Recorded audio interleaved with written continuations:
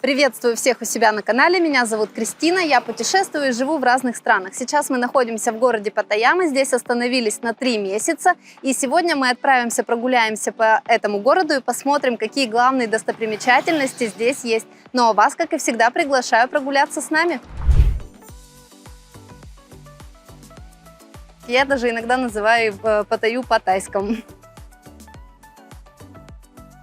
И буду ходить в традиционных тайских нарядах.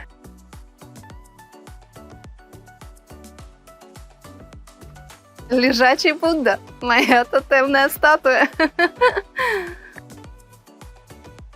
В общем, мы арендовали автомобиль в Паттайе. Кстати, о том, как получить тайское водительское удостоверение, что на байк, что на авто, мы снимали подробное видео. Обязательно посмотрите, особенно если планируете здесь ездить на авто или на байке. Вот, в общем, мы арендовали автомобиль и приехали на заправку. Вот как выглядит заправка в Паттайе. Ну ладно, не только так, да, что я вру. В общем, смотрите, самое что интересное, здесь есть на русском языке инструкция. Паттайя – это, наверное, самый русский город во всем Таиланде. Здесь очень много вывесок на русском языке, здесь очень много меню в ресторанах на русском языке, повсюду слышна русская речь, и даже периодически ты можешь встретить тайца, который будет говорить на русском языке. Это очень мило и очень немного странно и кринжово. Вот, ну, в общем-то, вот так. Я даже иногда называю Паттайю по-тайскому.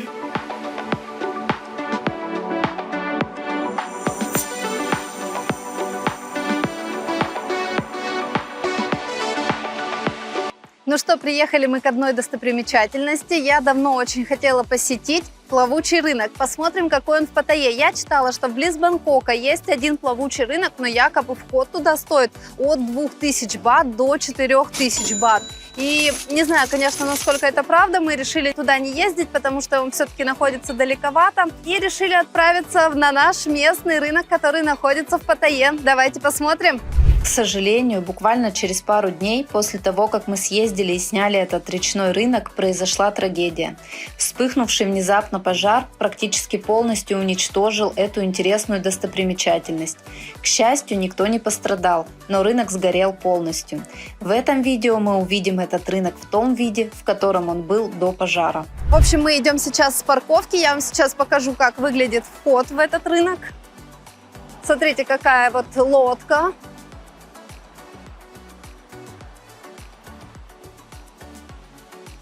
Я, если честно, думала, что это будет менее симпатично, а в целом довольно-таки неплохо выглядит.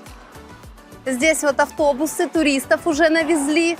Вот Кирилл, поздоровайся со зрителями.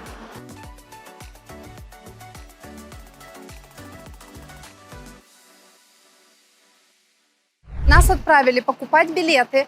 Билеты нужно покупать за Amazon кафе, поэтому если вы приедете сюда так же, как и мы, идите здесь вот по прямой, если идти будет по правую руку Amazon кафе, вот за него заворачиваете, и, собственно, будет вот, собственно, можно где купить билеты. Thank you. Вот, ну, собственно, мы вошли, мы решили, что мы просто заплатим 200 бат, вот такие вот мы нищеброды.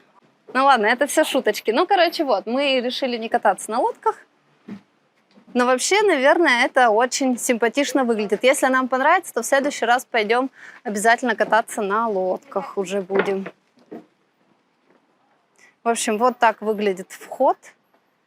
Вообще выглядит довольно-таки симпатично. Здесь можно парковаться, оказывается. Смотрите, если вы покупаете здесь билеты, если вам нужно сюда, то здесь есть своя собственная парковка. Мы встали чуть подальше, вот, а вообще можно было приехать и припарковаться сюда. Здесь, посмотрите, вот по правую руку различные искусства, картины, арт-объекты. Очень красиво. Вот, ну, пойдем вот туда. Вот, я так понимаю, здесь как раз начинается уже тоже рынок.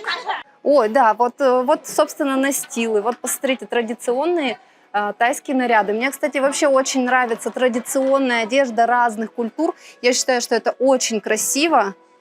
И, наверное, как-нибудь в очередной раз я все-таки наряжусь и буду ходить в традиционных тайских нарядах. потому что это выглядит действительно очень красиво.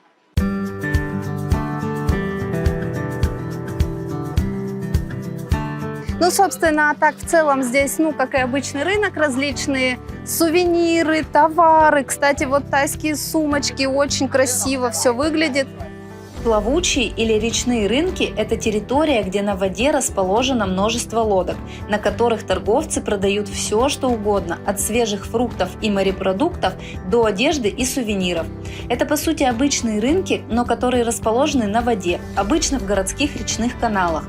Воздух здесь пропитан ароматами разнообразных блюд и специй, а цветные зонтики и украшения добавляют особую атмосферу. Изначально тайцы – речные жители, жизнь и быт которых был завязан на реках, поэтому эти рынки – часть тайской культуры. Если вы хотите окунуться в местную культуру и понять, как жили настоящие тайцы, то речной рынок – прекрасное место для этого. Помимо еды и товаров, здесь можно покататься на лодке по каналам рынка или примерить традиционные тайские наряды. Конкретно этот рынок в Паттайе все-таки больше был ориентирован на туристов, чем на местных. Цены на этом рынке выше, чем, например, на тех же ночных рынках, но, несмотря на туристическую направленность, это очень аутентичное место. Гулять здесь было приятно и мне очень понравилось. Вход на рынок платный, стоил он 400 бат, это около $11 на двоих, и внутри рынка можно было передвигаться пешком, но также можно и покататься на лодке. Вход на лодке стоил бы 800 бат, это около $22 с человеком.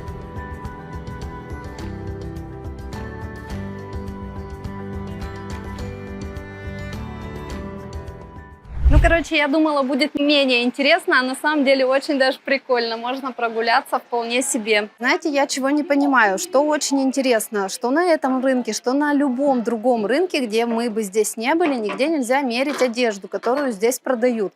Будь то платья или штаны какие-нибудь, не знаю, юбки и все такое. Они как бы говорят free size, типа подойдет любому. Окей, понятно. Но некоторые платья они могут не подойти, не знаю, по фасону, грубо говоря, некрасиво тебе. Мне очень тяжело. Там из серии мы штаны со слонами купили не меря, потому что, понятно, они как бы и в Африке штаны со слонами.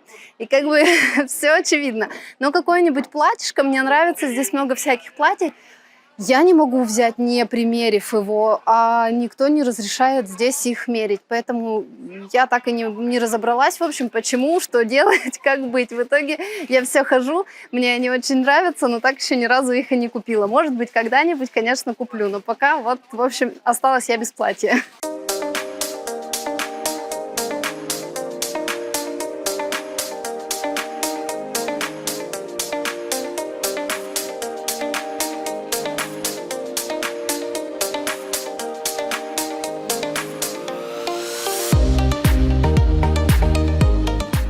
В общем, прогулялись мы по плавучему рынку совсем немного, хотя он прям очень большой, неожиданно здесь прикольно, мне понравилось. Я думала, здесь будет, так себе, не очень, не думала, совсем рынок будет небольшой, а оказалось все совсем иначе. В принципе, если вы в Паттайе захотите какую-то достопримечательность, как-то провести время, сюда можно съездить на пару часов более чем. Сейчас мы отправляемся еще в одну достопримечательность, так что поехали с нами.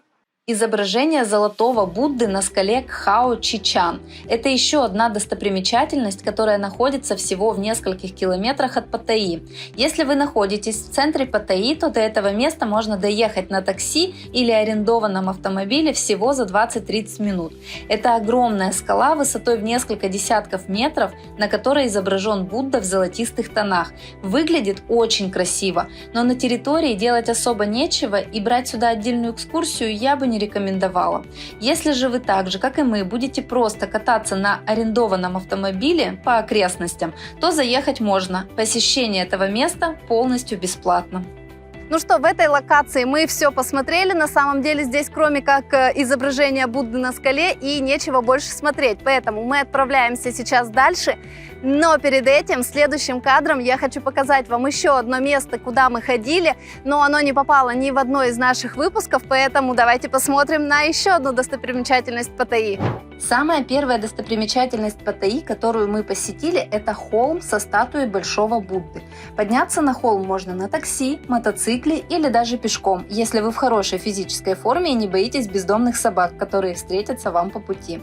Наверху вас ждет огромная статуя Будды высотой около 18 метров и потрясающий панорамный вид на город.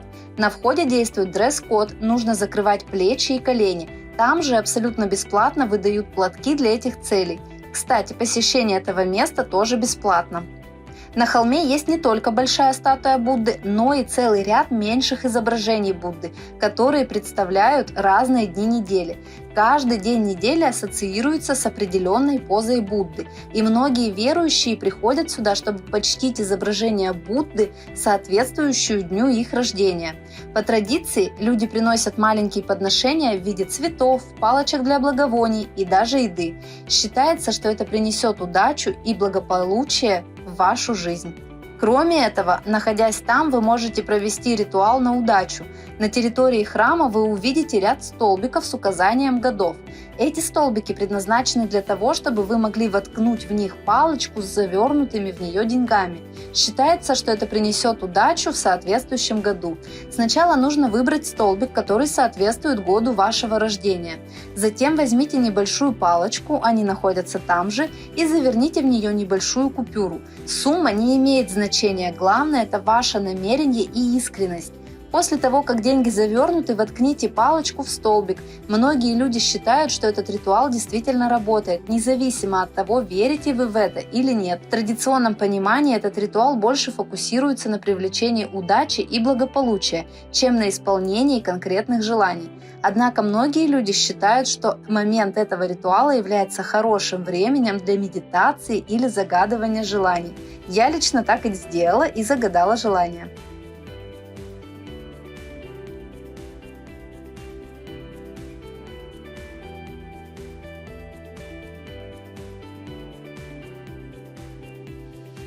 Я так поняла, что каждому дню недели символизирует какая-то статуя Будды. И смотря в какой день ты родился, ты можешь сделать ему, допустим, подношение.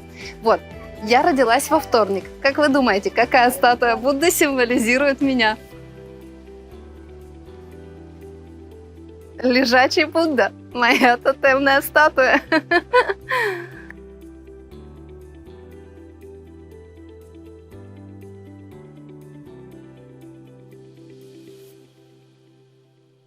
Итак, мы приехали еще в одну достопримечательность Паттайи – храм Истины. Это довольно-таки большая территория храмового комплекса, храм очень красивый. И, насколько я поняла, он еще сейчас только строится. В общем, у нас также предусмотрен в этой экскурсии и русскоязычный гид, который входил в стоимость билета. Кстати, билеты мы покупали на сайте Клуб, там они стоят дешевле, там их можно купить заранее. Ссылку на конкретно эту экскурсию я прикреплю в описании к этому видео.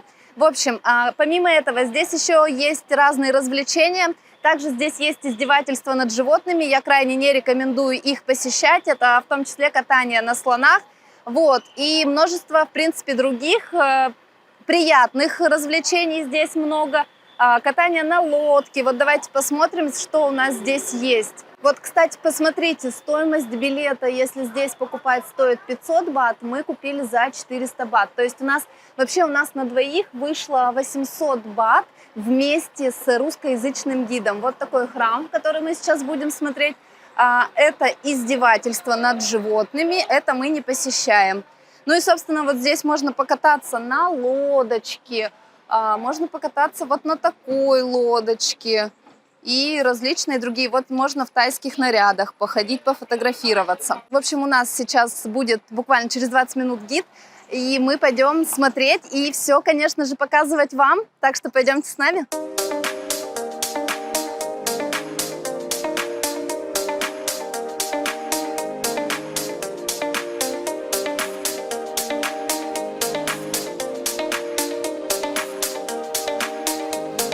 Ну что, дорогие зрители, я не подумала, не учла один очень важный момент. Блин, как я могла? Мы же идем в храм. В этот храм обязательно нужно покрывать колени, причем как мужчине, так и девушке. Мы пришли сюда в шортах, но на входе выдают вот такие вот парео. И здесь нужно оставлять депозит. Депозит за человека, за одно парео 200 бат. Собственно, мы их оставили. Накрутили на себя парео. Если хотите какую-то свою одежду, то лучше надевать, да, свою одежду, которая покроет вам колени. Мне хотя бы помогли и красиво завязали, потому что я вообще не умею завязывать эти парео, у меня постоянно получается какая-то фигня. Вот, а мне, в общем-то, красиво завязали, выглядит довольно симпатично. И посмотрите на Кирилла. У Кирилла вот такие вот штанишки. Чисто в тайском стиле, между прочим. Ну все, пойдемте внутрь? Пойдемте внутрь.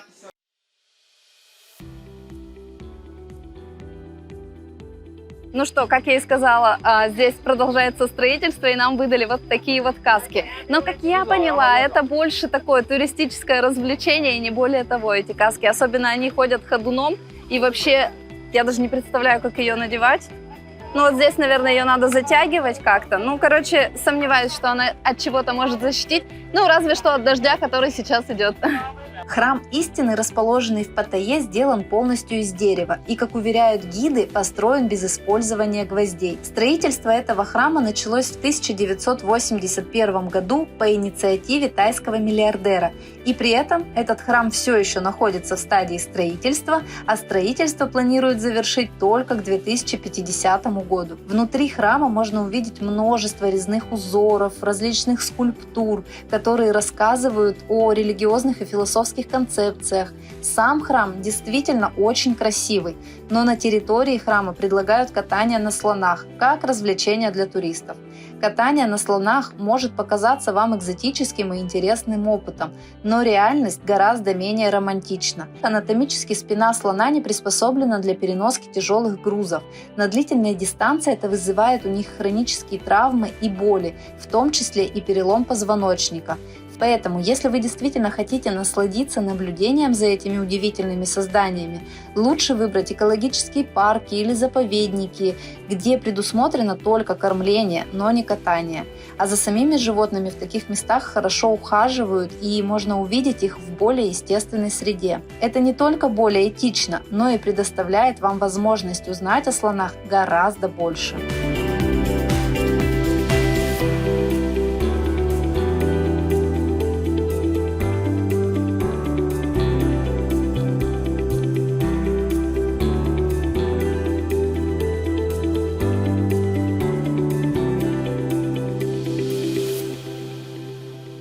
Ну что, погуляли мы внутри самого храма. Что могу сказать? Сам храм очень красивый. Вот это вот вся ручная работа.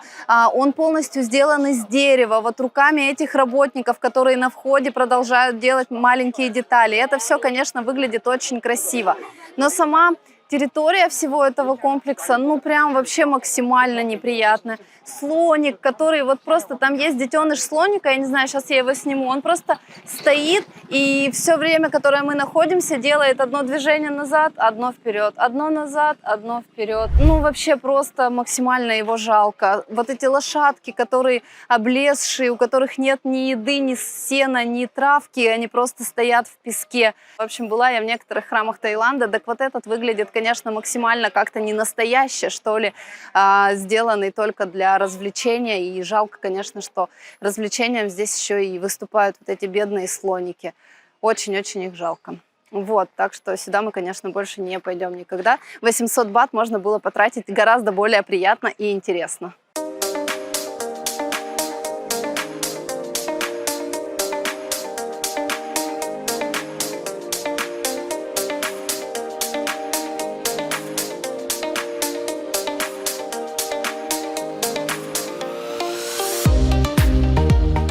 Ну что, дорогие зрители моего канала, вот мы с вами и прогулялись по основным достопримечательностям, самым известным Паттайи. Мы отправляемся дальше. Спасибо за внимание, за то, что прогулялись с нами. Дорогие зрители моего канала, я снимаю не только на YouTube, также я веду свои социальные сети в Instagram и в Telegram. Поэтому, если вдруг вы скучаете по мне, обязательно подписывайтесь на них. Ссылочки я прикреплю в описании. Там я снимаю больше интересных сторис и рассказываю о своих путешествиях и делюсь опытом жизни в разных странах. Не забудьте подписаться.